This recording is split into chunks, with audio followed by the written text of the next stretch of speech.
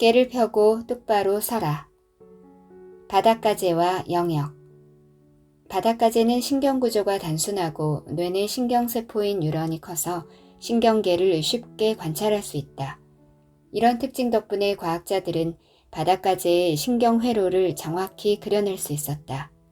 그 결과 인간을 포함해 더 복잡한 동물들의 뇌와 행동, 구조와 기능을 파악하는 데 도움이 되었다. 바닷가재는 생각보다 인간과 공통점이 많다. 바닷가재는 바다 깊은 곳에서 서식한다.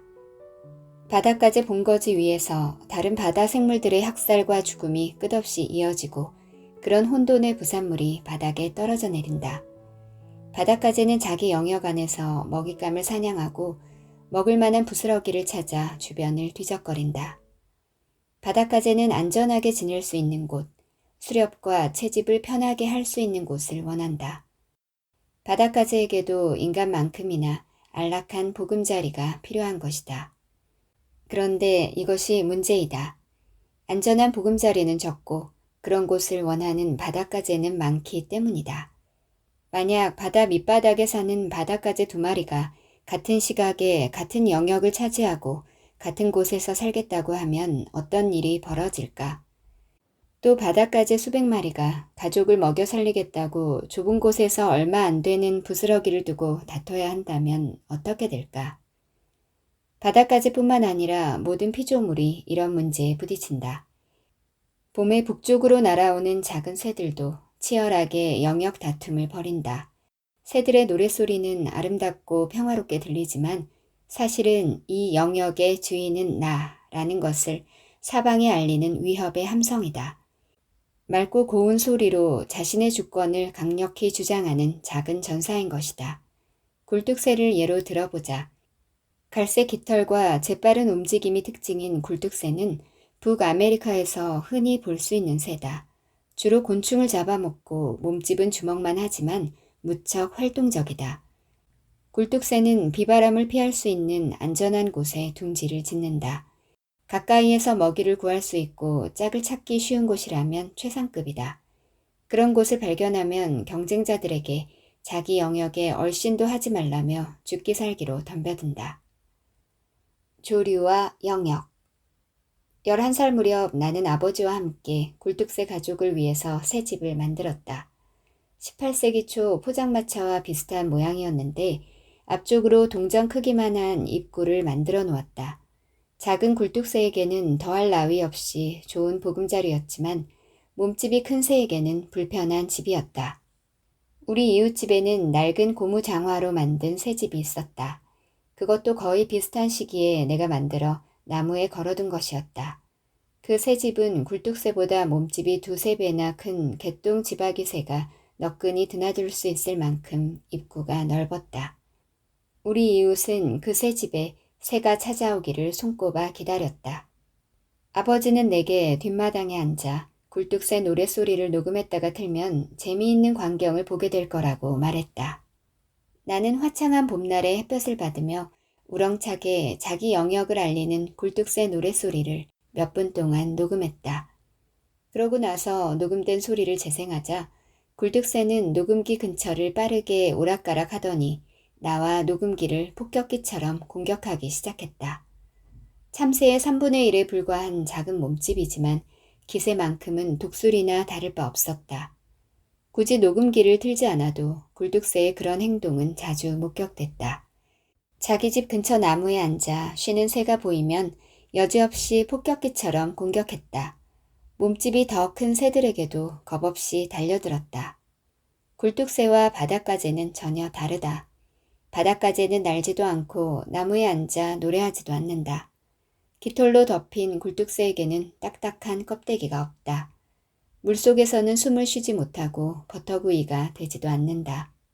하지만 굴뚝새와 바닷가재에게 중요한 공통점이 하나 있다. 다른 많은 동물처럼 지위와 영역에 집착한다는 점이다. 노르웨이의 저명한 동물학자이자 비교 심리학자인 토를레이프 실데루프 에베는 1921년 농장에서 어슬렁거리는 흔한 닭들의 세계에도 모이를 쪼아먹는 순서가 있다는 것을 발견했다. 닭들의 세계에서 서열은 생존이 걸린 문제다. 먹을 것이 부족한 경우에는 더욱 그렇다. 아침마다 마당에 흩뿌려진 모이를 먼저 쪼아 먹을 권리를 가진 닭은 대장 닭이다. 그 다음 2인자 무리나 권력 주변을 맴도는 최측근 닭들이 남은 모이를 먹는다. 그 후 세 번째 서열에 속한 닭들에게 차례가 온다. 이런 식으로 최하층을 차지하는 닭들, 깃털이 듬성듬성 빠져 후줄근하게 보이는 닭들까지 순서가 내려온다. 도시 외곽에 거주하는 사람들처럼 닭들도 공동생활을 한다. 굴뚝새는 공동생활을 하지 않지만 이런 새들의 세계에도 서열은 있다. 이 서열은 더 넓고 더 좋은 영역을 차지하기 위한 다툼에서 드러난다. 가장 영리하고 힘세고 건강하고 운이 좋은 새가 최고의 자리를 차지하고 그 영역을 지킨다. 그런 자리를 차지한 새는 최고의 짝을 만나 건강한 새끼들을 낳을 가능성이 크다. 물론 그 새끼들 역시 더 많이 살아남아 번성할 확률이 높다. 비바람과 포식자로부터 안전하고 풍부한 식량에 쉽게 접근할 수 있는 영역을 차지하면 생존에 대한 스트레스도 적다. 이런 이유에서도 영역은 중요하다. 영역권과 사회권 지위는 밀접한 관계가 있다. 영역은 간혹 삶과 죽음에 문제가 되기도 한다. 전염성 조류 감염증이 계급화된 새들의 세계를 덮치면 최하층에 속한 힘없고 스트레스를 받는 새들이 병들어 죽을 가능성이 가장 크다. 인간 세계에 전염병이 돌 때도 마찬가지다. 빈곤층이 가장 먼저 위험에 노출되고 사망할 확률도 높다. 가난한 사람들은 암, 당뇨, 심장질환 같은 비전염성 질병에도 취약하다. 부자는 가벼운 감기로 끝나지만 빈곤층 노동자는 폐렴으로 죽는다. 영역이 중요하지만 좋은 영역은 항상 부족하다. 그래서 좋은 영역을 찾아야 하는 동물의 세계에서 충돌은 피할 수 없는 문제다. 충돌은 또 다른 문제로 이어진다. 폐 한쪽에서 감당하기 어려운 비용을 유발하지 않으면서 승패가 결정되어야 한다는 점이다. 이 점이 특히 중요하다. 예컨대 2마리의 새가 좋은 영역을 차지하려고 옥신각신 한다고 해보자. 둘의 다툼은 목숨을 건 싸움으로 발전할 수 있다. 이런 상황에서는 대체로 몸집이 큰 새가 승리하지만 승자도 몸싸움 과정에서 치명적인 상처를 입을 수 있다. 그러면 싸움 구경을 하던 제3의 새가 잽싸게 끼어들어 상처를 입고 약해진 승리자를 손쉽게 제압한 뒤 그 자리를 차지할 수도 있다. 목숨을 걸고 싸운 새들이 이런 결과를 바라지는 않을 것이다. 바닷가재들의 영역 다툼. 수만 년 동안 같은 공간에서 다른 동물들과 공존할 수밖에 없던 동물들은 피해 위험을 최소화하면서 지배권을 확립하기 위한 수법을 터득해왔다.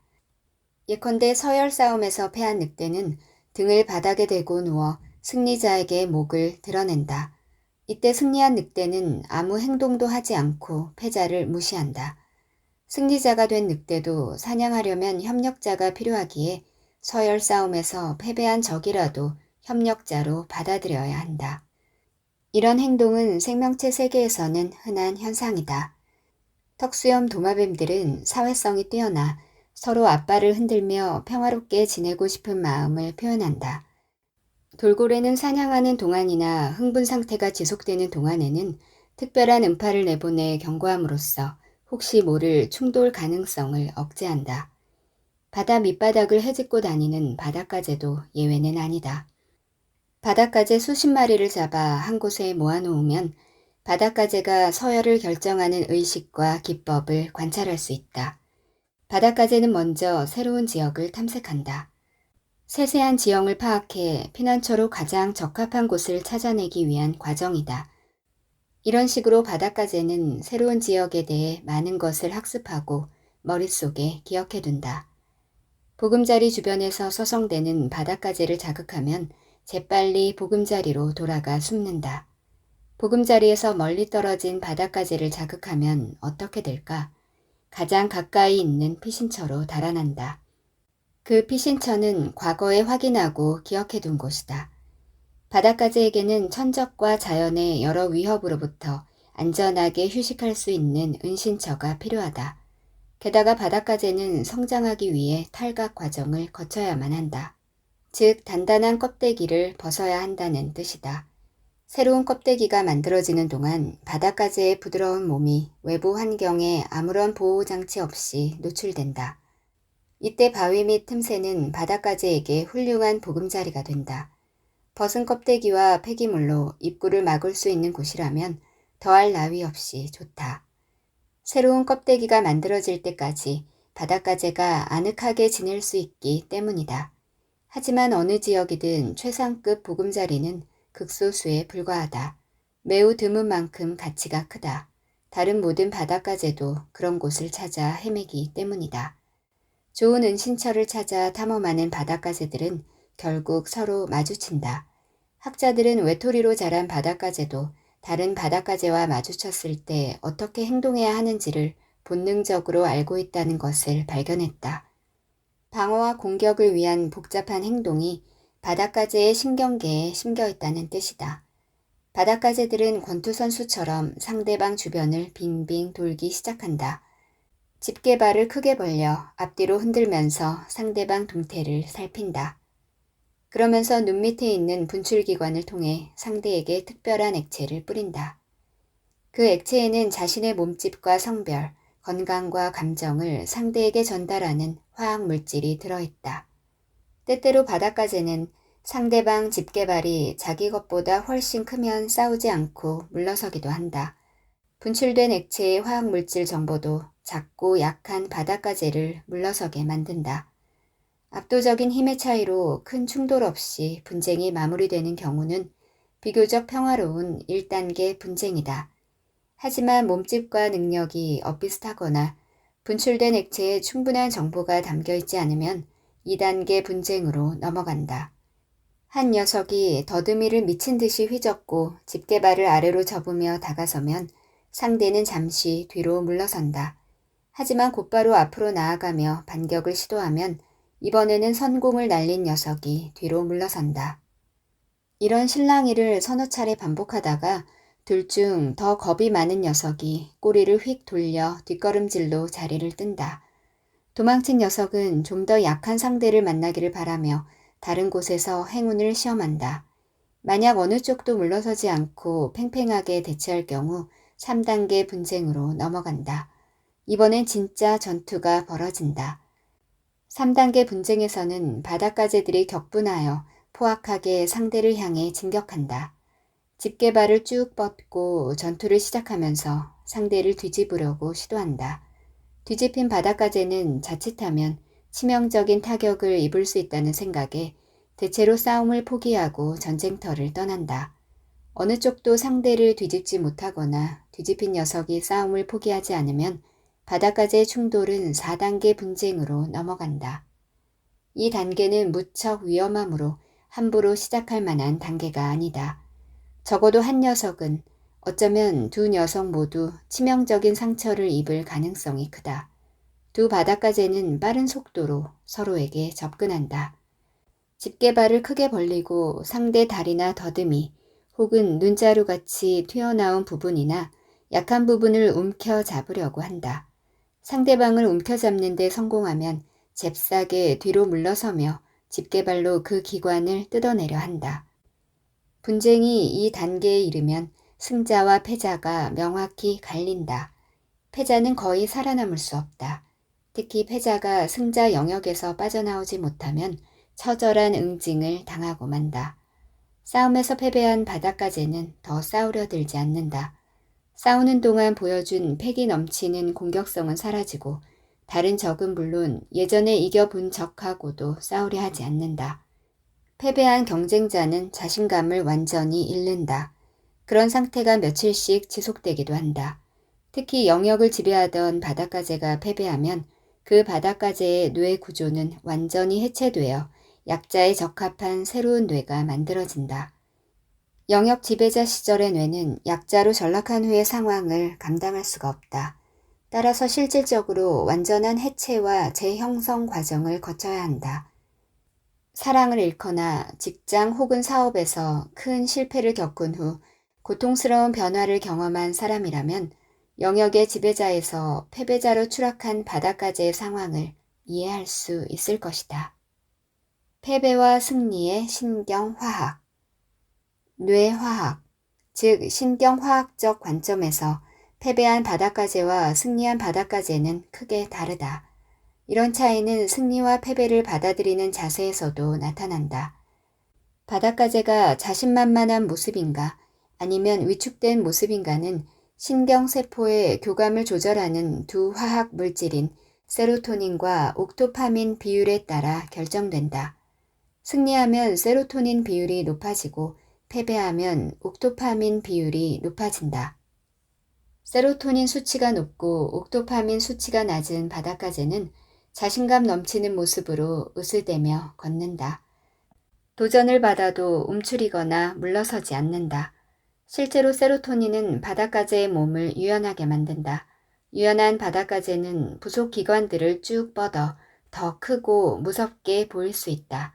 방금 싸움에 패한 바닷가재에게 세로토닌을 주입하면 팔다리를 쭉 뻗으며 다시 승자에게 덤벼들어 예전보다 더 오래, 더 치열하게 싸운다. 우울증 환자에게 처방되는 약물인 선택적 세로토닌 재흡수 억제제도 거의 똑같은 화학 효과를 일으킨다. 대표적인 우울증 치료제 프로작이 바닷가재의 행동을 활성화하는 데에도 효과를 발휘했다. 생명의 진화적 연관성을 보여주는 놀라운 실험 결과다. 세로토닌 수치가 높고 옥토파민 수치가 낮다는 것은 승리한 바닷가재의 특징이다. 반대로 세로토닌 수치가 낮고 옥토파민 수치가 높은 바닷가재는 후줄근하고 무기력하고 위축된 모습을 보인다. 길모퉁이에서 어슬렁대다 시비가 붙을 낌새가 보이면 불이 나게 도망칠 듯한 인상을 준다. 실제로 세로토닌과 옥토파민은 바닷가재가 달아나야 할 때 황급히 뒤로 물러서는 데 도움을 주는 꼬리 반응을 조절하기도 한다. 패배한 바닷가재는 아주 약한 자극으로도 그런 반응을 보인다.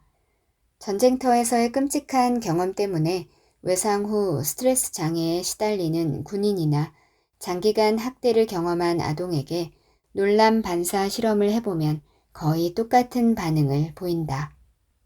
영역 다툼에서 패한 바닷가재가 용기를 되찾고 다시 싸움에 나설 때 승률은 어떻게 될까? 이들의 누적 기록을 통계적으로 분석해보면 또다시 패할 가능성이 일반적인 예상보다 더 크다. 한마디로 승리를 거둔 상대가 다시 승리할 가능성이 더 크다는 것이다. 인간 사회가 그렇듯이 바닷가재 세계에서도 승자가 모든 것을 독식한다. 인간 사회에서는 상위 1%의 자산 총액이 하위 50%의 자산 총액과 비슷하다. 상위 85명의 부자가 하위 35억 명의 재산을 모두 합한 액수만큼 가지고 있다. 이처럼 잔혹하고 야만적인 분배 원칙이 경제 영역에서만 적용되는 것은 아니다. 예를 들어 창의성이 필요한 영역에서도 그대로 적용된다. 주요 과학 논문 대부분은 소수 과학자가 발표하고 극소수 음악인이 저작권료 대부분을 가져간다. 또한 몇 안 되는 작가의 책이 판매 부수의 대다수를 차지한다. 미국에서 매년 150만 종의 책이 출간되는데 그중 10만 부 이상 팔리는 책은 500종에 불과하다. 클래식 음악계 사정은 더 심하다. 요즘 오케스트라가 연주하는 곡 중 대다수는 단 4명의 작곡가, 즉 바흐, 베토벤, 모차르트, 차이콥스키 작품이다. 바흐는 1000편이 넘는 작품을 남겨 그가 남긴 모든 악보를 손으로 옮겨 쓰려면 수십 년이 걸릴 정도이지만 자주 연주되는 작품은 극히 일부다. 다른 세 작곡가도 크게 다르지 않다. 결국 무수히 많은 클래식 음악 작곡가 중 소수의 작곡가가 쓴 작품, 그 중에서도 소수의 작품만이 전 세계 사람들이 즐겨 듣는 클래식 음악의 거의 전부를 차지한다. 이 원칙을 프라이스의 법칙이라고도 하는데 1963년 물리학자이자 과학사학자인 데릭 존 데 솔라 프라이스가 이 원칙이 과학에도 적용된다는 사실을 밝혀냈기 때문이다. 다시 말해 관련 업계 종사자 수의 제곱근에 해당하는 인원이 전체 생산성의 50%를 만들어낸다는 내용이다. 예컨대 전체 종사자 수가 100명이라면 그중 10명이 전체 생산성의 50%를 담당한다. 세로축에는 사람의 수, 가로축에는 생산성이나 자원이 표시되는 L자 모양의 그래프로 표현된다. 이와 관련된 기본적인 원칙은 훨씬 오래전에 발견되었다. 20세기 초 이탈리아 경제학자이자 사회학자인 빌프레도 파레토는 부의 분배에 이런 원칙이 적용된다는 사실을 발견했다. 이를 파레토 분포라고 한다. 이탈리아 전체 부의 80%를 전체 인구의 20%가 소유하는 부의 분배 구조에서 발견한 법칙으로 80대 20 법칙이라고도 한다. 실제로 이런 불평등한 분배 원칙은 정부 형태를 막론하고 지금까지 연구된 모든 사회에 적용되는 듯하다. 그뿐만 아니라 일부 도시의 인구가 집중하는 도시 인구, 일부 물질이 대부분의 질량을 차지하는 천체의 질량, 500개의 단어가 커뮤니케이션의 90%를 차지하는 단어의 빈도, 이것들에도 이 원칙은 적용된다. 이 원칙은 간혹 마태의 원칙이라고도 불리는데 이는 예수 그리스도의 가장 가혹한 가르침이라 여겨지는 무릇 있는 자는 받아 풍족하게 되고 없는 자는 그 있는 것까지 빼앗기리라 라는 마태복음 25장 29절 말씀에서 유래된 것이다. 다시 신경질적인 바닷가재로 돌아가 보자. 바닷가재가 서로 상대를 시험하며 누가 약자이고 누가 강자인지 누가 널찍한 보금자리를 차지할지를 결정하는 데는 오랜 시간이 걸리지 않는다. 그 결과로 형성된 서열 관계는 무척 안정적이다. 서열 싸움에서 승패가 결정되면 승자는 더듬이를 위협적으로 치켜세우고 패자는 모래를 뻐끔뻐끔 내뿜으며 사라진다. 애초에 힘이 약한 바닷가재는 아예 서열 싸움에 끼어들지 않고 낮은 지위를 감수하는 대신 팔다리를 온전하게 지키는 쪽을 택한다. 반면에 좋은 보금자리를 차지하고 안전하게 휴식을 취하며 편하게 배를 채우는 최상위 바닷가재는 틈만 나면 영역에 대한 지배권을 과시한다. 매일 다른 바닷가재를 찾아다니며 보금자리에서 쫓아내는 심수를 부린다. 그럼으로써 자신이 대장이라는 사실을 확인시켜 준다. 모든 암컷을 독차지하는 우두머리 수컷. 암컷 바닷가재도 산란과 양육 기간에는 치열하게 영역 다툼을 한다. 하지만 그 전에 가장 강한 수컷을 찾아야 한다. 암컷 바닷가재는 우두머리 수컷을 한눈에 알아보고 본능적으로 그 수컷에게 구애 작전을 펼친다. 이는 탁월한 전략이다. 바닷가재뿐만 아니라 다른 동물의 암컷들도 이 전략을 사용한다. 그렇다고 암컷 바닷가재들이 최고의 수컷을 직접 찾아다니는 것은 아니다. 서열 싸움이 끝날 때까지 지켜보다 최후의 승자가 결정되면 그때 행동에 나선다. 이는 다른 기업들과의 경쟁을 통해 기업 가치가 결정되는 주식시장과 비슷하다. 암컷들은 탈각 시기가 되어 껍데기가 부드러워지면 짝짓기에 관심을 둔다. 그때부터 우두머리 수컷의 보금자리 주변을 어슬렁거리며 특별한 향이 나는 유혹 물질을 내뿜는다. 우두머리 수컷은 강한 공격성으로 대장 자리에 올랐기에 암컷의 적극적인 구애에도 짜증을 내거나 난폭한 반응을 보인다. 게다가 몸집이 크고 건강하고 힘도 세기 때문에 조심스럽게 접근해야 한다. 신경이 온통 싸움으로 가 있는 그의 관심을 짝짓기로 돌리는 것이 쉬운 일이 아니다. 그런데 유혹 물질에는 우두머리 수컷을 온순하게 만드는 성분이 들어있다. 암컷 바닷가재가 계속 구애하면 우두머리 수컷의 반응도 점차 달라지고 결국에는 우두머리 수컷이 암컷 바닷가재를 자신의 거처로 불러들인다. 이들의 로맨스는 세계적인 베스트셀러 그레이의 50가지 그림자 같은 소설이나 모든 사랑 이야기의 원형이라 할 수 있는 판타지 영화 미녀와 야수와 다를 바 없다. 사실 동물 세계에서도 물리적인 힘만으로 차지한 권력은 불안정하다. 네덜란드 동물학자 프란스 더발은 역사적인 침팬지 연구를 통해 힘만으로는 권력을 오랫동안 유지하는 것이 불가능하다는 점을 밝혀냈다. 침팬지 세계에서 장기 집권에 성공한 수컷들은 육체적인 역량 못지않게 세련되고 지적인 자질을 갖추고 있다. 아무리 강력한 우두머리라도 웬만한 수컷 두 놈이 힘을 합치면 각자가 가진 힘의 4분의 3만으로도 무너뜨릴 수 있다. 그래서 정상에 오랫동안 머무는 수컷은 낮은 지위에 있는 수컷들과도 좋은 관계를 유지하며 도움을 주고받는다. 또한 집단 내의 암컷과 새끼들을 세심하게 배려하는 특징이 있다. 아기들에게 입을 맞추는 정치인들의 제스처는 그야말로 수백만 년의 전통을 자랑하는 수법이다. 하지만 바닷가재는 여전히 원시적이기 때문에 이런 기술이 필요 없다. 바닷가재 이야기가 도대체 인생 법칙과 무슨 상관이 있을까? 뭔가 인간 사회와 비슷한 느낌이 있다는 것 말고도 꽤 밀접한 관계가 있다. 첫째는 바닷가재가 이런저런 모습으로 3억 5천만 년이나 넘게 이 땅에서 살고 있다는 사실이다. 3억 5천만 년은 정말 긴 시간이다. 예를 들어 공룡은 6,500만 년 전 멸종될 때까지 약 2억 년을 살았다. 지구에 등장한 지 30만 년밖에 되지 않는 인간에게 공룡이 살던 2억 년의 시간은 짐작할 수 없는 시간이다. 하지만 이렇게 오래 산 공룡도 바닷가재에게는 한때 반짝했다가 사라진 뜨내기에 불과하다.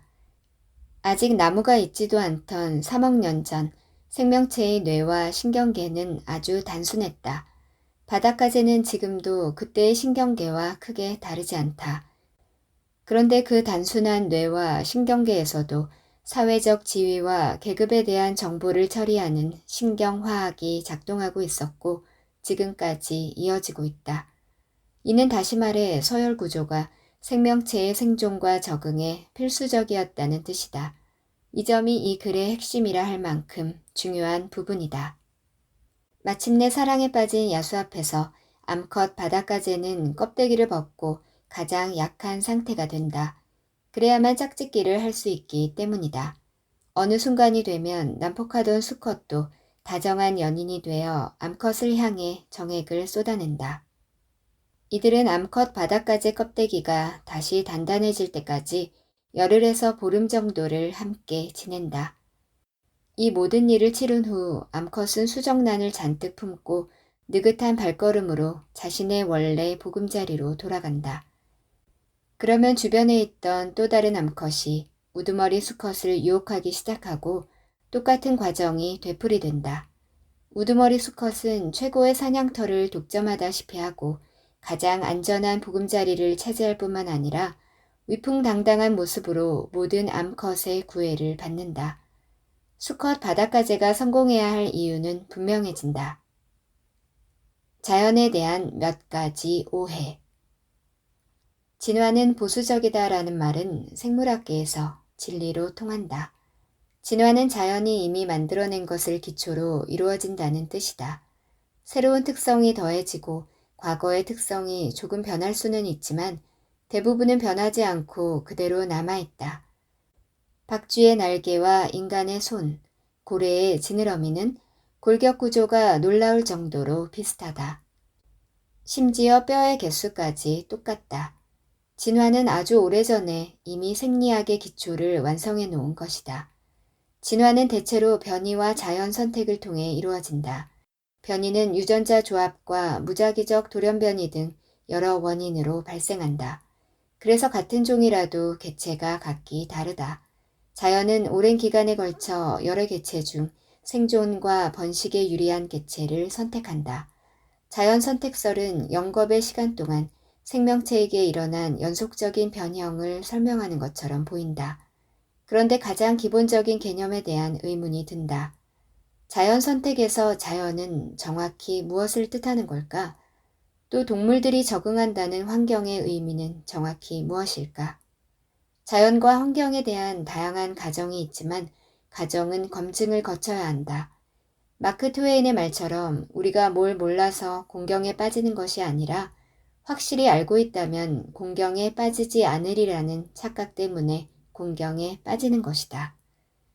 우선 자연을 어떤 본성을 지닌 것, 즉 정적인 것으로 가정해 볼 수 있다.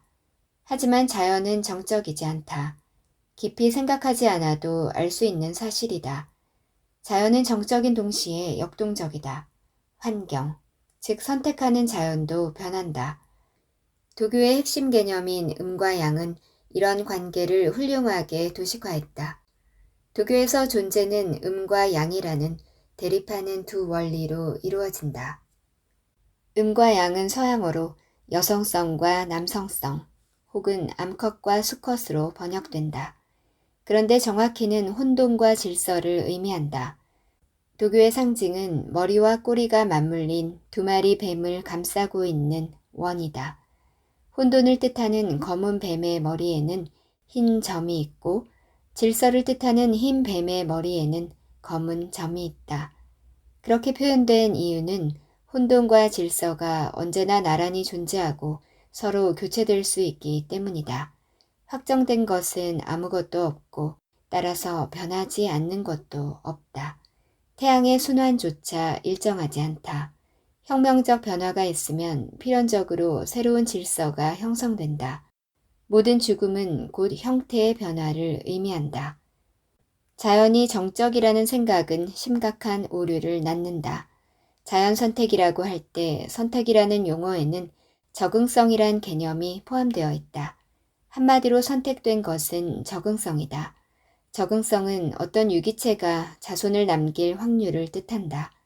자손을 남기면 시간의 흐름에 따라 유기체의 유전자가 자연스럽게 전파된다. 따라서 적응성에서 적응은 환경의 요구에 유기체의 자질을 맞춘다는 뜻이다. 환경의 요구를 정적인 개념으로 파악하면 자연이 변하지 않고 늘 같은 모습으로 있다고 생각하는 것이다. 그러면 진화는 어떤 목표 지점을 향해 일직선으로 나아가는 발전이 되고 적응은 시간의 흐름에 따라 더욱더 완벽해지는 현상이 된다. 진화가 특정한 목표 지점을 향해 나아가는 것이라고 주장하며 인간을 진화의 정점에 둔 정향 진화설은 자연을 정적인 것으로 생각하는 이론의 부산물이다. 이 이론은 자연 선택의 종착점이 고정되어 있으며 환경에 적응하는 능력이 조금씩 개선되면 결국 자연 선택의 종착점에 이르게 된다고 설명하는데 이는 틀린 생각이다. 자연은 선택하는 행위자이지만 정적인 행위자는 아니다. 자연은 매번 다른 식으로 행동한다. 연주곡의 악보처럼 변화무쌍하다. 어쩌면 이 때문에 음악이 자연을 모방한다고 말하는지도 모른다. 어떤 종의 유리한 환경이 바뀌면 원래 환경에서 생존과 번식에 도움을 주던 특성도 달라진다.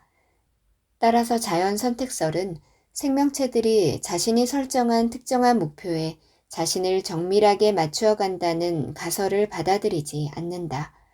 오히려 생명체들이 자연과 함께 춤을 춘다고 말하는 편이 더 낫다. 그 춤이 목숨을 빼앗아가는 치명적인 것일 수 있지만 말이다. 루이스 캐럴이 쓴 거울나라의 앨리스에 등장하는 붉은 여왕은 앨리스에게 이렇게 말한다. 내 왕국에서는 같은 자리에 있으려면 전속력으로 달려야만 한단다. 아무리 훌륭한 자질을 타고났다 해도 가만히 서 있는 자는 결코 승리할 수 없다. 자연의 역동성은 단순하지 않다. 어떤 것은 매우 빨리 변하는데 그 안에는 아주 천천히 변하는 것이 들어있는 경우도 있다. 나뭇잎은 나무보다 빨리 변하고 나무는 숲보다 빨리 변한다. 날씨는 기후보다 훨씬 변화무쌍하다. 그런데 변화가 이런 식으로 일어나는 데는 이유가 있다. 진화는 자연이 이미 만들어 놓은 것을 기초로 이루어진다는 진화의 보수성을 기억하는가? 예를 들어 팔의 형태가 팔뼈의 길이와 동시에 변한다거나 손의 형태가 손가락 기능과 동시에 변한다고 생각해보라. 그렇게 되면 진화의 보수성이 작동하지 않을 것이다. 질서 속에도 혼돈이 있고 혼돈 속에도 혼돈이 있다. 완벽해 보이는 질서 안에도 혼돈은 있다. 가장 강력한 질서는 가장 변하지 않는 질서일 것이다. 그렇다고 모두 쉽게 알아볼 수 있다는 뜻은 아니다. 나뭇잎을 보고 있으면 나무가 보이지 않고 나무를 보고 있으면 숲이 잘 보이지 않는 것처럼 말이다. 항상 실제하지만 전혀 눈에 띄지 않을 수도 있다. 까마득한 옛날부터 생명체를 지배해온 서열관계 역시 그런 질서 중 하나다. 자연을 낭만적으로 생각하는 것도 잘못이다. 콘크리트 건물에 둘러싸여 부족함 없이 지내는 현대의 도시인은 프랑스 인상주의 화가들의 풍경화에 등장하는 자연을 오염되지 않은 낙원이라 상상한다. 훨씬 이상적인 관점을 지닌 환경보호 운동가들은 자연을 완벽한 조화와 균형을 갖춘 것으로 생각한다. 그래서 인간의 파괴와 약탈로부터 지켜야 한다고 주장한다. 안타깝게도 코끼리 피부병과 그 병을 일으키는 사상충, 길이가 1m나 되는 기생충인 메디나충, 매년 수백만 명이 감염되는 말라리아와 그 말라리아를 옮기는 학질 모기, 기아를 촉발하는 가뭄, 수천만 명의 목숨을 앗아간 흑사병, 전 세계 인류를 공포에 떨게 한 에이즈도 환경의 일부다. 그러므로 자연은 순전히 아름다운 것이란 환상에 빠져서는 안 된다. 재해나 역병 역시 자연의 일부다. 그런데도 우리가 주변을 개선하여 자식들을 보호하고 도시와 교통시설을 만들며 식량과 전기를 생산하는 이유는 자연의 낙원 같은 곳이 분명히 존재하기 때문이다. 따라서 대자연이 우리를 멸종시키기로 작정하지 않았다면 대자연의 섭리에 맞추어 살아가는 게 더 편할 것이다. 그렇다면 자연은 문화적 인공물과 엄격히 구분되는 것이라는 생각은 어떨까? 혼돈과 질서가 뒤엉킨 세계에서의 질서는 오래 지속될수록 더욱더 자연스럽게 느껴진다. 자연은 선택하는 행위자이기 때문이다. 그리고 어떤 특성이 오래 지속된다는 의미는 그것이 오랜 시간 선택을 받아오고 생명체의 중요한 구성 요소가 되었다는 뜻이다. 그 특성이 물리적인지 생물학적인지 아니면 사회적이고 문화적인지는 중요하지 않다. 다원적인 관점에서 가장 중요한 것은 영속성이다. 그런데 서열 구조를 사회적 특성이나 문화적 특성으로 보는 것은 적절하지 않다. 어림잡아 5억 년 동안 존재해온 생명체의 특징이기 때문이다. 그 정도 시간이라면 영원히 존재하는 것으로 보는 것이 옳다. 서열 구조는 자본주의도 아니고 공산주의도 아니다. 군산 복합체도 아니고 가부장제도 아니다. 이런 것들은 우연적이고 임의적인 문화적 인공물이며 언제든 변할 수 있고 사라질 수 있다. 하지만 서열 구조는 인간이 만든 것이 아니다. 자연이 만들어낸 영속적인 특성에 가깝다. 서열의 변화는 일시적인 현상이지만 그렇다고 서열 구조 자체가 사라지는 것은 아니다. 생명의 탄생 이후 우리는 아득히 먼 옛날부터 서열 구조 속에서 살아왔다. 피부와 손, 폐와 뼈를 갖기 전부터 서열을 두고 싸웠다. 서열 구조는 문화보다 자연에 더 가깝다. 지구에 나무가 등장하기 전에도 서열 구조는 있었다. 따라서 서열 구조 내에서의 자신의 위치를 파악하는 뇌의 영역은 아주 오래전에 생성된 뇌에서 가장 원초적인 부분이다. 뇌는 인간의 지각과 가치, 정서와 생각, 행동을 조절하고 의식과 무의식의 모든 면을 지배한다. 그래서 패배나 실패를 경험한 인간은 서열 싸움에서 진 바닷가재와 비슷하게 행동한다. 어깨가 처지고 고개를 숙인 채 걷는다. 자신감을 잃고 의기소침해지며 마음이 약해지고 불안함을 느낀다. 상황이 나아지지 않으면 만성적인 우울증으로 발전하기도 한다. 이렇게 활기 없고 소극적인 태도 때문에 강자들의 먹잇감으로 전락하기 쉽다. 인간과 바닷가재는 행동과 경험에서만 유사한 게 아니라 기본적인 신경화학도 여러 부분에서 똑같다. 바닷가재의 자세와 공격성에 영향을 미치는 신경화학 물질, 세로토닌부터 살펴보자. 서열이 낮은 바닷가재의 세로토닌 수치는 비교적 낮은 편이다. 서열이 낮은 인간 역시 그렇다. 세로토닌 수치는 패배할 때마다 더 낮아진다. 세로토닌 수치가 낮다는 것은 자신감이 없다는 뜻이고 스트레스에 더 많이 노출된다는 뜻이다. 육체적으로도 더 힘들다. 서열 구조가 낮을수록 수시로 뜻하지 않은 사건에 휘말리기 때문이다. 당연히 그런 사건은 대부분 좋지 않은 일이다. 인간이나 갑각류나 세로토닌 수치가 낮으면 행복감이 떨어지고 고통과 불안이 증가하며 질병에 걸릴 위험도 커지고 오래 살 확률이 낮다. 서열 구조 상위 집단은 세로토닌 수치가 높고 질병과 고통을 겪을 확률이 낮으며 수명도 길다. 절대 소득이나 음식물 섭취량 등 다른 변수가 같아도 서열과 세로토닌 수치에 따라 양상은 다르게 나타난다. 따라서 서열 구조의 중요성은 절대적이다. 지위에 따른 차이. 생각과 감정이 감지하지 못하는 인간의 뇌의 가장 깊숙한 곳에는 아주 원시적인 계산기가 하나 있다. 우리가 사회에서 어느 정도의 서열을 차지하고 있는지 정확히 추적하고 관찰하는 장치다. 서열 계산기가 우리 서열을 1단계부터 10단계까지로 평가한다고 해보자. 만약 당신이 1단계에 있다면 최고로 성공한 사람이다. 당신이 남성이라면 으리으리한 집을 차지하고 최고급 음식을 마음껏 먹을 수 있을 것이다. 구성원은 당신의 환심을 사려고 경쟁할 것이고 마음에 드는 배우자를 만날 확률도 높다. 또 우두머리 수컷 바닷가재처럼 당신 마음을 얻으려고 경쟁하는 매력적인 암컷들이 줄을 설 것이다. 한편 당신이 여성이라면 최상급 구혼자들, 예컨대 훤칠한 키에 떡 벌어진 체격을 지닌 남자, 혹은 창의적이고 믿음직하며 정직하고 너그러운 남자에게 접근할 수 있다. 지배적인 위치에 있는 남성과 마찬가지로 상위권 여성도 현재의 지위를 유지하거나 더 높은 지위로 올라가기 위해 치열하고 무자비하게 경쟁한다. 여성은 폭력을 쓰는 경우는 드물지만 그 대신 경쟁자를 하찮은 존재로 만들 수 있는 다양한 언어적 속임수와 전략을 사용한다. 여성은 상대적으로 언어 기술에 능하다. 반면에 가장 밑바닥인 10단계에 속한 사람들은 남성이든 여성이든 마땅히 살만한 곳이 없고 있다 해도 누추하고 지저분하다. 굶지 않으면 다행이고 먹더라도 형편없는 음식으로 허기를 달랠 뿐이다. 초췌한 몰골만큼 정신적으로도 피폐하다. 누구에게도 매력적이지 않아서 사랑하는 사람을 만날 기회가 없고 있더라도 비슷한 처지에 놓인 사람들 뿐이다. 몸이 약해서 병에 잘 걸리고 노화도 빨리 찾아와 젊어서 죽을 가능성이 크다.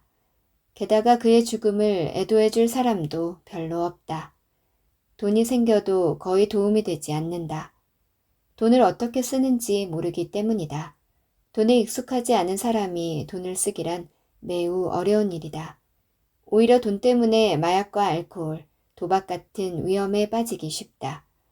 오랫동안 쾌락을 박탈당한 상태로 지낸 사람에게 마약과 알코올은 더 큰 쾌락을 주기 때문이다. 또 돈 때문에 약탈자와 사이코패스의 표적이 되기 쉽다. 그들은 사회의 최하층에 존재하는 사람들을 이용해 이익을 취한다. 서열구조 최하층은 무섭고도 위험한 곳이다. 뇌에서 사회적 위치를 평가하는 기능을 담당하는 부분은 자신이 다른 사람들에게 어떤 대우를 받는지 관찰한다. 그렇게 수집한 증거를 근거로 뇌는 우리의 가치를 결정하고 우리에게 지위를 부여한다. 동료들이 우리를 별 볼 일 없는 사람으로 여기면 세로토닌 분비가 줄어든다. 그러면 부정적인 감정을 일으키는 사건이나 환경에 신체적으로나 심리적으로 더욱 강하게 반응한다. 이런 상황에서는 빠른 반응이 필요하다. 최하층에서는 비상사태가 자주 일어난다. 따라서 어떤 상황에서든 생존할 준비가 되어 있어야 한다. 육체적으로 민감하게 반응하고 항상 경계심을 유지하면 정신적 에너지와 체력이 빠르게 소모된다. 여기에서 말하는 민감한 반응은 흔히 스트레스라고 일컬어지는 것이다. 이는 심리적인 현상만을 뜻하는 것이 아니라 부정적인 상황에서 비롯되는 제약에 대한 반사작용을 의미하기도 한다. 최하층에 속한 사람의 뇌는 아주 사소한 사건도 최악의 사태로 이어질 수 있다고 가정한다.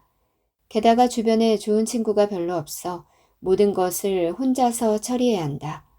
따라서 최하층에 속한 사람은 언제 일어날지 모를 뜻밖의 사태에 대비해야 하고 그것에 즉각적으로 반응하기 위해 미래를 위해 남겨둬야 할 에너지까지 쓰게 된다.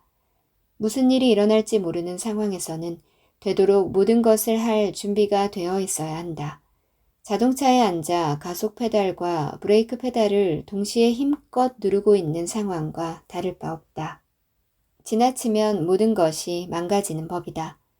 따라서 이런 비상사태가 닥치면 뇌는 면역체계까지 가동을 중지시키고 미래를 위해 남겨둬야 할 에너지와 자원을 끌어다 쓰면서 현재의 위기를 모면하려 할 것이다. 이럴 때 사람은 충동적으로 행동하게 된다. 예컨대 오래 가지 않을 거라는 사실을 알면서도 이성의 유혹에 잘 넘어가거나 수준 낮고 지저분하며 심지어 불법적인 쾌락에 선뜻 달려들 가능성이 크다. 쾌락의 기회가 드물기에 그런 기회가 생기면 일단 저지르고 본다. 그렇게 인생을 허무하게 낭비하고 심지어 일찍 죽을 확률도 높아진다. 결국 비상사태에 대비해야 하는 환경은 인생 전체를 파멸의 길로 이끈다. 그러나 당신이 높은 지위에 있다면 뇌 속의 계산기는 보금자리가 안전하고 편안하며 먹을 것도 많다는 것을 안다. 주변에 당신을 도와줄 능력 있는 사람이 많다는 건 역시 계산에 포함된다. 또한 당신에게 피해를 줄 사건이 일어날 확률이 낮으므로 웬만한 일은 대수롭지 않게 넘어간다. 변화를 위협이 아닌 기회로 여긴다. 세로토닌이 다량으로 분비된 덕분에 자신감 넘치고 차분한 모습을 보이며 허리를 곧게 펴고 당당한 자세를 취한다. 불안한 경기에 눈길을 거두고 여유롭게 행동한다. 현재 위치가 안전할수록 미래도 밝을 가능성이 크다. 따라서 장기적인 관점에서 생각하고 더 나은 내일을 위한 계획에 집중한다. 좋은 기회가 많으므로 눈앞의 작은 이익을 위해 충동적으로 행동하지 않는다.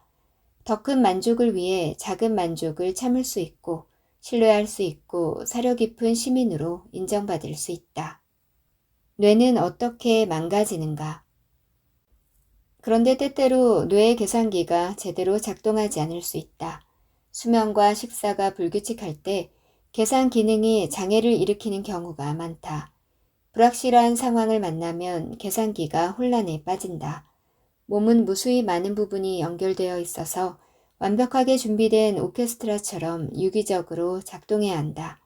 모든 부분이 각자의 역할을 제때 제대로 해야 한다. 그렇지 않으면 소음과 혼란이 발생한다. 유기적인 활동이 필요한 것도 이 때문이다. 우리가 매일 반복하는 일상적인 행위는 자동화되어야 한다. 안정되고 신뢰할 만한 습관으로 자리 잡혀야 한다는 뜻이다. 그래야 일상적인 행위에서 복잡성이 줄어들어 단순해지고 예측 가능성이 커진다. 이런 현상은 어린아이의 모습에서 분명 확인할 수 있다. 식사와 수면을 일정한 시간에 하는 아이는 즐겁고 신나게 행동하지만 수면과 식사 시간이 들쑥날쑥한 아이는 불평하고 짜증내는 경우가 잦다. 그래서 내가 내담자를 만나 가장 먼저 하는 질문은 수면에 관한 것이다. 일반적으로 사람들이 잠을 깨는 시간에 일어나는지 매일 비슷한 시간에 잠을 자는지 묻는다. 그렇지 않다라고 대답하면 같은 시간에 일어나는 습관부터 들이라고 충고한다. 매일 밤 같은 시간에 잠자리에 드는 것은 덜 중요하다. 하지만 같은 시간에 잠을 깨는 습관은 필요하다. 일상이 규칙적이지 않으면 불안증과 우울증도 잘 치료되지 않는다. 부정적인 감정을 조절하는 시스템은 적절히 반복되는 하루의 생체 리듬과 밀접한 관계가 있다. 두 번째로 아침을 챙겨 먹는지 묻는다. 나는 내담자에게 잠을 깨면 최대한 빨리 아침을 먹으라고 말한다. 지방과 단백질이 풍부한 식단이 좋다. 단순 탄수화물이나 당분이 많은 음식은 흡수가 빨라 혈당이 급격히 높아졌다가 뚝 떨어지기 때문에 멀리하는 편이 좋다. 특히 불안증과 우울증이 있는 사람은 기본적인 스트레스 지수가 높다. 공복 상태에서 복잡한 일이나 신체 활동을 하면 인슐린이 과도하게 분비된다. 인슐린은 혈당을 일정하게 유지해주는 호르몬으로 혈류 속에 인슐린이 증가하면 혈당을 완전히 빨아들인다. 그러면 저혈당 상태에 빠지면서 정신 생리학적으로 불안정한 상태가 된다. 그런 상태가 온종일 지속된다. 이런 시스템 오작동은 잠을 자기 전까지는 정상으로 돌아가지 않는다. 나는 불안증에 시달리는 내담자가 일정한 수면 스케줄을 지키고 아침을 먹는 것만으로도 정상 범주로 돌아오는 경우를 많이 봤다. 다른 나쁜 습관도 뇌 속 계산기의 정확성을 떨어뜨릴 수 있다. 생물학적으로 완전히 밝혀지지 않은 원인 때문에 뇌 속 계산기가 망가질 때도 있다. 나쁜 습관 때문에 복잡한 양성 순환고리가 작동하면서 계산기 기능이 떨어지기도 한다. 양성 순환고리는 마이크, 앰프, 스피커처럼 기본적으로 입력 탐지기, 증폭기, 출력 장치로 구성된다. 어떤 신호가 마이크에 포착되어 앰프로 인해 확대된 형태로 스피커에 전달된다고 상상해보자.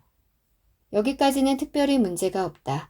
그런데 입력 탐지기가 이미 확대된 출력을 다시 탐지해서 증폭기로 보내고 증폭기가 그것을 다시 증폭하고 출력기가 전달하게 되면 문제가 생긴다. 이런 식으로 증폭이 무한 반복되면 상황이 통제할 수 없는 지경으로 악화되기 때문이다. 공연장 스피커에서 귀청이 찢어질 만큼 큰 소음이 나서 깜짝 놀란 경험이 대부분 있을 것이다. 이것이 바로 양성 순환고리가 만들어낸 현상이다. 마이크가 소리를 앰프에 전달하고 스피커가 그 소리를 내보낸다. 그런데 마이크가 스피커 가까이 있거나 소리가 너무 크면 그 소리가 다시 마이크에 포착되어 음향 장치를 통과하게 된다. 그러면 소리가 과도하게 증폭되고 그런 상황이 계속되면 견디기 어려울 정도의 큰 소리가 나서 자칫하면 스피커가 망가질 수 있다. 인간의 삶에서도 이처럼 파괴적인 순환작용이 빈번하게 일어난다. 이런 현상은 보통 정신질환으로 분류되지만 꼭 정신적인 문제와 관련이 있는 것은 아니다. 정신적인 것과는 전혀 상관없는 상황에서 일어나는 경우도 많다. 알코올이나 기분에 영향을 주는 약물에 중독되는 현상이 가장 대표적인 양성순환고리 과정이다. 가령 술을 즐기는 사람이 있다고 해보자. 서너 잔을 마시면 혈중 알코올 농도가 증가해 기분이 좋아진다. 특히 알코올 의존증에 대한 유전적 요인이 있는 사람이라면 더욱 크게 영향을 받는다.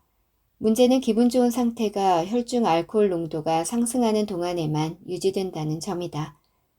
그래서 좋은 기분을 유지하려면 술을 계속 마셔야 한다. 알코올 섭취가 중단되면 혈중 알코올 농도가 떨어지기 시작한다. 몸에 들어온 알코올은 분해 과정에서 다양한 독성 물질로 변한다. 또한 알코올 금단 증상도 시작된다. 술을 마시는 동안 억눌렸던 불안한 기분이 술 기운이 떨어지면 더 크게 느껴지기 때문이다. 숙취도 일종의 알코올 금단 현상이다. 금단 증상은 음주를 중단한 직후부터 시작된다. 훈훈한 기분을 유지하고 불쾌한 후유증을 피하고 싶다면 집에 있는 술병을 다 비울 때까지 혹은 술집이 문을 닫고 돈이 바닥날 때까지 술을 계속 마시면 된다. 술을 퍼마신 다음 날 지독한 숙취가 밀려온다. 이 정도에서 끝난다면 그나마 다행이다. 아침에 술을 몇 잔 더 마시면 숙취가 치유된다는 걸 알면 그때부터 진짜 문제가 시작된다. 물론 이런 식의 치유는 일시적으로 금단 증상을 약간 뒤로 미루는 것 뿐이다. 숙취의 고통이 견디기 힘들 정도라면 단기적으로는 쓸 수 있다. 어떤 사람이 과음한 다음 날 서너 잔을 다시 마셔 숙취를 치유한다면 그는 이미 알코올 의존증 환자다. 양성순환고리가 고착되면 약이 오히려 질병의 원인이 되는 경우가 많다. 광장공포증 같은 불안장애에 시달리는 사람에게도 비슷한 현상이 나타난다. 광장공포증 환자는 외출을 두려워한다. 광장공포증도 양성순환고리의 결과물이다. 광장공포증의 가장 큰 요인은 공황 발작이다. 광장공포증은 타인에게 의존하는 삶을 살아온 중년 여성에게 특히 많이 나타나는 증상이다. 그들은 대체로 아버지에게 전적으로 의존하는 삶을 살다가 곧바로 권위주의적 성향의 연상 남편이나 남자친구에게 의존하는 관계로 넘어간 경우가 많다. 독립된 존재로 살던 시간이 아주 짧거나 거의 없다. 이런 여성이 예상하지 못한 특별한 사건을 겪으면 몇 주 내에 광장 공포증이 나타난다. 예상하지 못한 사건의 가장 흔한 예는 심장 박동수가 급격히 올라가는 등 갑작스러운 신체의 변화다. 폐경기 여성들에게 특히 자주 일어나는데 심리적인 반응에 영향을 미치는 호르몬의 균형이 깨지는 시기이기 때문이다. 심장 박동수가 급격히 달라지면 심장마비에 대한 걱정과 공개적인 장소에서 괴로워하는 모습을 보이는 것에 대한 걱정이 동시에 생긴다. 죽음과 사회적 굴욕은 인간이 느끼는 가장 기본적인 공포다. 특별한 사건의 다른 예로는 결혼 생활에 불화나 배우자의 질병 혹은 죽음이 있다. 또 친한 친구의 이혼이나 입원이 원인이 되기도 한다. 이런 사건들은 대체로 죽음과 사회적 평가에 대한 두려움을 크게 키운다. 만약 예상하지 못한 사건으로 충격을 받았지만 아직 광장 공포증이 발현되지 않은 어떤 여인이 쇼핑센터에 갔다고 해보자. 주차장에 빈자리가 없어 주차하기가 쉽지 않다. 그 때문에 스트레스는 더 심해진다. 불쾌한 일을 겪은 후 마음속에서 떠나지 않던 부정적인 생각이 수면 위로 떠오른다. 불안감이 밀려오고 심장 박동이 빨라진다. 그녀는 얕고 빠르게 가쁜 숨을 몰아쉬기 시작한다. 심장이 두근거리는 게 느껴지면서 심장마비가 올지도 모른다고 걱정하기 시작한다. 불안감은 더욱 커진다. 그녀는 더욱더 얕게 호흡하는 까닭에 혈액 내 이산화탄소 수치가 높아진다. 두려움이 가중되며 심장 박동수가 올라간다. 긴박한 상황을 인지하면서 그녀의 심장 박동수는 더욱더 올라간다. 양성순환고리가 본격적으로 작동해 불안감이 공황으로 바뀌는 순간이다. 공황 상태는 엄청난 두려움으로 인한 극심한 위협에 대응하기 위해 설계된 다른 뇌 체계에 의해 통제된다. 그녀는 몸에 나타나는 징후에 압도되어 황급히 응급실로 향한다. 응급실에 도착했지만 불안감에 휩싸인 채 오랫동안 기다린 후에야 심장 기능을 검사받는다. 아무런 이상이 없다는 결과가 나왔음에도 그녀는 좀처럼 안정을 찾지 못한다. 이처럼 거북한 경험이 완전한 광장 공포증으로 발전하려면 추가적인 순환고리가 필요하다. 얼마 후 그녀에게 쇼핑센터에 가야 할 일이 생긴다. 지난번 쇼핑센터 주차장에서 있던 일이 떠오르자 갑자기 불안해지기 시작한다. 그래도 쇼핑센터로 향한다. 쇼핑센터가 가까워지자 심장이 두근거리는 게 또렷이 느껴진다. 뒤이어 불안과 걱정이 밀려온다. 공황 상태에 빠지지 않으려고 쇼핑센터 가는 것을 포기하고 집으로 돌아간다. 그러나 그녀의 뇌 속의 불안 체계는 그녀가 쇼핑센터로 회피하는 것으로 해석하고 쇼핑센터 방문은 무척 위험한 일이라고 결론 짓는다. 우리의 불안 체계는 무척 실리적이어서 우리가 멀리하고 회피하는 것은 위험한 것으로 간주한다. 그런 추정의 근거는 우리가 회피했다는 사실이다. 따라서 쇼핑센터에는 매우 위험한 곳이라고 꼬리표가 붙는다. 아니면 그녀 자신에게 쇼핑센터도 못 가는 연약한 존재라는 꼬리표가 붙는다. 하지만 아직은 큰 문제가 아니다. 쇼핑할 곳은 다른 곳에도 있기 때문이다. 그러나 근처의 슈퍼마켓이 쇼핑센터와 비슷한 분위기여서 유사한 반응을 일으킨다면 그곳에서도 금방 뒤돌아설 것이다. 그러면 그 슈퍼마켓도 같은 범주로 분류된다. 다음에는 길모퉁이 상점, 다음에는 버스와 택시와 지하철이 차례로 가까이 하기에는 너무 위험한 곳으로 분류된다. 곧 모든 곳이 위험한 곳이 된다. 결국 그녀는 집마저 두려워하는 광장 공포증 환자가 되고 집에서도 도망치고 싶어질 것이다. 하지만 집을 떠날 수는 없으므로 방에 처박혀 꼼짝도 하지 않는다. 불안감에서 비롯된 회피는 불안감을 일으키는 모든 것에서 멀어지게 만든다.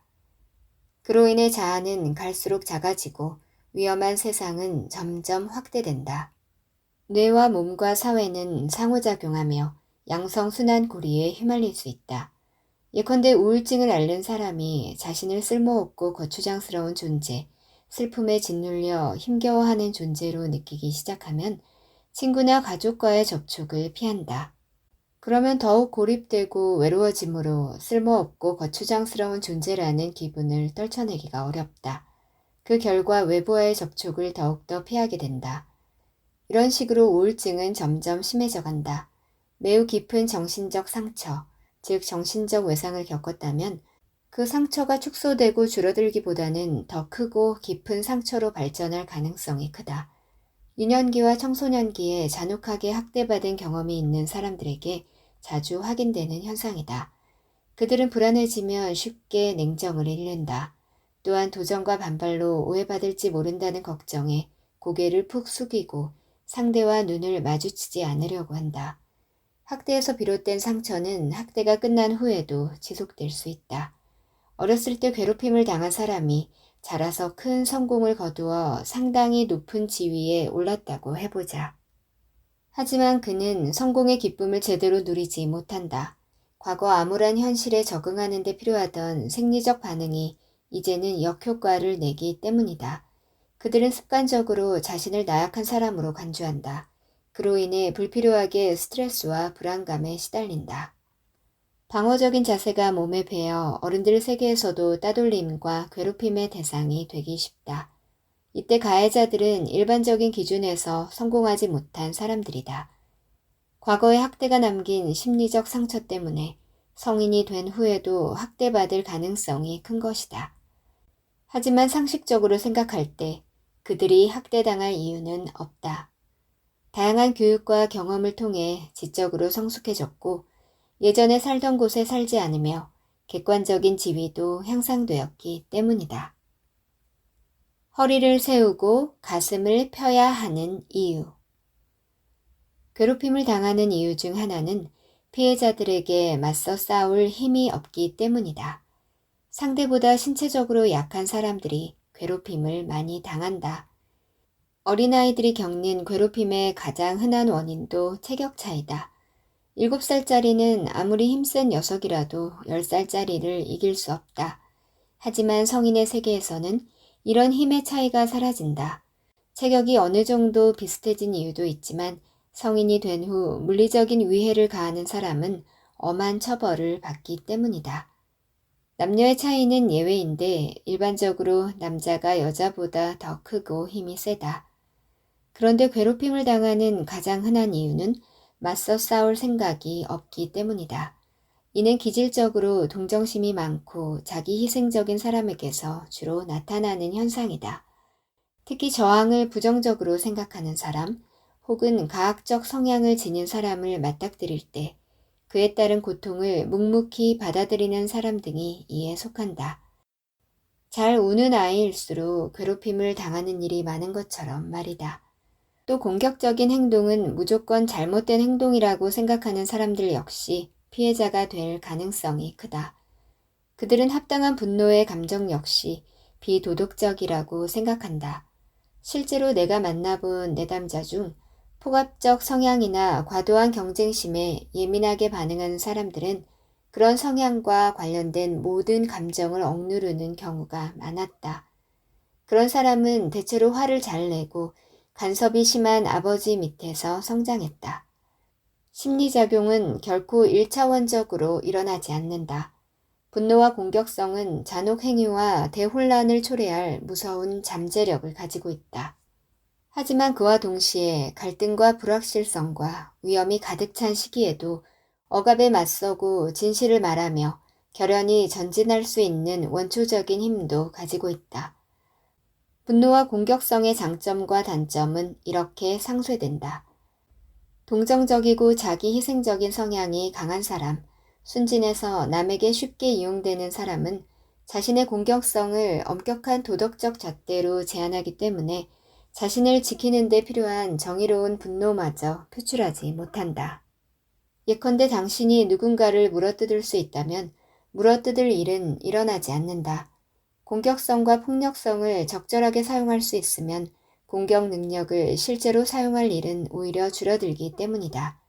부당한 일을 당했을 때 초기부터 단호히 거부하고 의사를 분명하게 밝히면 가해자는 심리적으로 위축되고 행동에도 제약을 받는다. 폭력성은 한번 나타나면 거침없이 확대되는 특성이 있다. 능력이 없고 힘이 부족해서 어쩔 수 없이 자신을 지키지 못하는 사람과 마찬가지로 적절한 반응을 보이지 않아서 자신의 영역을 지키지 못하는 사람 역시 쉽게 착취 대상이 되기 마련이다.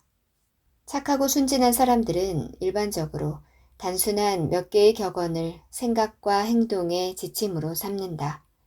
예컨대 인간은 기본적으로 선하다. 진심으로 남을 해치려는 사람은 없다. 물리적인 힘을 앞세우는 것은 어떤 경우에도 옳지 않다 등이다. 하지만 이런 격언들은 뼛속까지 악의적인 사람 앞에서 무참히 무너진다. 게다가 애초부터 남을 해치려고 작정한 사람은 이처럼 순진하게 생각하는 사람을 먹잇감으로 삼는 데 능하기 때문에 이런 믿음은 자신을 괴롭혀달라고 악마를 불러들이는 초대장이나 다름없다.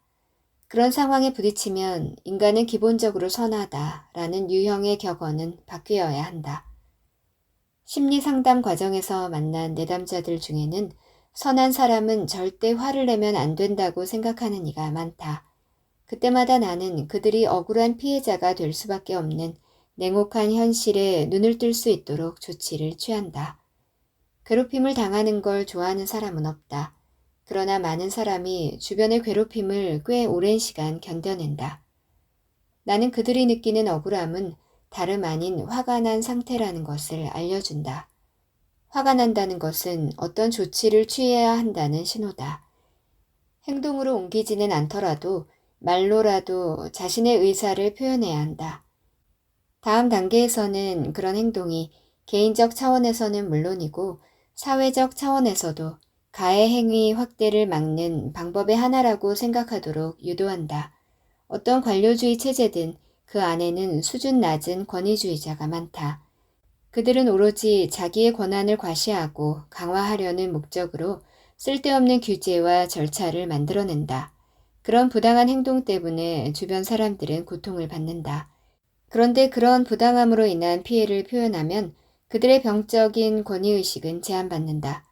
이렇게 자신을 적극적으로 지키려는 개개인의 의지가 있을 때 우리 모두 타락한 사회의 피해자로 전락하는 것을 막을 수 있다. 착한 사람들은 자신도 화를 낼 수 있다는 사실을 알게 되면 큰 충격을 받는다. 때로는 그 충격에서 헤어나오지 못하는 사람도 있다. 가장 대표적인 예가 외상 후 스트레스 장애를 겪는 마음 여린 신병들이다. 신병들은 자신에게 닥친 사건보다 본인이 행한 사건 때문에 불안 장애에 시달린다. 그들은 생사가 걸린 극단적인 전투 상황에서 괴물처럼 반응한 뒤 자신에게 그런 폭력성이 있었다는 사실을 깨닫고는 절망한다. 전혀 이상한 일이 아니다. 그들은 세상의 모든 가해자는 자신과는 완전히 다른 사람이라고 생각해왔을 것이다. 또 그들은 자신에게 남을 억압하고 괴롭히는 능력이나 자신의 의사를 강력하게 주장할 능력이 있다는 사실을 전혀 의식하지 못했을 것이다. 내가 만난 내담자 중에는 악의적인 표정만 봐도 히스테리성 경련을 일으킬 만큼 심각한 공포에 오랫동안 시달려온 사람들도 있었다. 그들은 대체로 과보호 가정, 즉 끔찍한 것은 전혀 허용되지 않고 모든 것이 멋진 동화 속 나라처럼 꾸며진 가정에서 자란 사람들이다. 착하고 순진하던 사람이 현실의 냉혹함을 깨닫게 되면, 즉 자기 내면에 사악하고 극악무도한 씨앗이 있으며 자신도 위험한 존재라는 사실을 깨닫게 되면 스스로를 짓누르던 두려움이 줄어든다. 그와 동시에 자존감이 높아진다. 그때부터 억압에 저항하기 시작한다. 자신도 무서운 존재라서 저항하고 시련을 견뎌낼 능력이 있다고 확신한다. 또한 자신도 무시무시한 괴물로 변해 마음속에 묻어둔 원한을 파괴적인 욕망으로 바꿀 수 있다는 걸 알았기 때문에 어떤 억압에도 맞설 수 있고 당연히 맞서야 한다고 생각한다. 다시 한번 말하지만 대혼란과 파괴를 야기하는 것은 능력과 원만하고 친화적인 인품과 다른 점이 거의 없다. 이것은 가장 이해하기 어려운 삶의 진실 중 하나다. 당신은 어쩌면 보잘것없고 변변하지 못한 삶을 살고 있을 수도 있고 그렇지 않을 수도 있다. 지금까지 찌질하게 살았다고 해서 남은 인생을 계속 그렇게 살 필요는 없다. 세상 모든 나쁜 습관을 다 가진 사람일 수도 있고 그렇지 않을 사람일 수도 있다. 나쁜 자세를 타고났더라도 집에서나 학교에서 구박받고 괴롭힘을 당했다 하더라도 계속 그렇게 살 이유는 없다. 상황은 끊임없이 바뀐다. 만약 당신이 싸움에서 진 바닷가재처럼 축 늘어진 자세로 다니면 사람들은 당신을 지위가 낮은 사람이라고 생각할 것이다. 인간과 갑각류가 모두 가지고 있는 뇌 속 가장 깊숙한 곳의 서열 계산기도 당신의 서열 순위를 낮게 평가할 것이다. 그러면 뇌에서 나오는 세로토닌의 양이 줄어든다. 행복감이 떨어지고 불안감과 슬픔은 커진다. 당당하게 자기 목소리를 내야 할 때 패배를 인정하고 뒤로 물러서게 된다. 좋은 사람들과 함께하고 최고의 기회를 얻으며 건강하고 매력적인 배우자를 만날 확률도 줄어든다. 미래에 대한 희망이 없어서 알코올을 남용할 가능성이 커지고 심장 질환이나 암, 치매에 걸릴 가능성도 커진다. 어느 면으로 보나 좋은 결과로 이어지는 경우는 거의 없을 것이다. 상황이 끊임없이 바뀌듯 당신도 변할 수 있다. 앞서 말한 양성순환고리는 효과에 효과를 더하기에 부정적인 방향으로 작용하면 파괴적인 역효과를 낳을 수 있지만 그와 반대로 엄청난 성공의 원동력이 될 수도 있다. 일단 하나를 얻는 데 성공했다면 더 많은 것을 얻을 것이다. 이는 바로 프라이스 법칙과 파레토 분포가 증명하는 또 하나의 희망적인 교훈이다. 개인적이고 주관적인 영역에서도 긍정적인 순환고리가 작동할 수 있다. 몸짓 언어 변화에 따른 심리 변화가 대표적인 예다. 심리실험 참가자에게 얼굴 근육을 한 번에 하나씩 움직여 슬픈 표정을 지어달라고 요청하고 심리 상태를 확인하면 그런 표정을 짓는 과정에서 더 슬퍼졌다고 대답한다. 반대로 얼굴 근육을 하나씩 움직여 행복한 표정을 지어달라고 요청하고 심리 변화를 확인하면 그런 표정을 짓는 과정에서 더 행복해졌다고 대답한다. 감정은 대체로 몸으로 표현되고 그 표현 때문에 증폭되거나 줄어들 수 있다. 몸짓 언어와 같은 양성순환고리는 개인적 영역을 넘어 사회적 영역에서도 일어날 수 있다. 자세가 나쁜 사람들은 예를 들어 가슴을 웅크리고 고개를 숙인 채 다니는 이들은 주변 사람들에게 왜소하고 자신감 없는 것으로 보일 뿐 아니라 자신도 의기소침하고 무기력한 느낌에 들게 된다. 문제는 주변 사람들 반응 때문에 무력감이 더욱 증폭된다는 것이다. 인간도 바닷가재처럼 자세와 겉모습으로 상대를 평가한다. 따라서 패배자의 자세를 하고 있으면 사람들도 당신을 패배자로 취급한다. 반대로 당신이 허리를 쭉 펴고 당당한 자세를 하고 있으면 사람들 역시 당신을 다르게 보고 그것에 맞게 대우한다.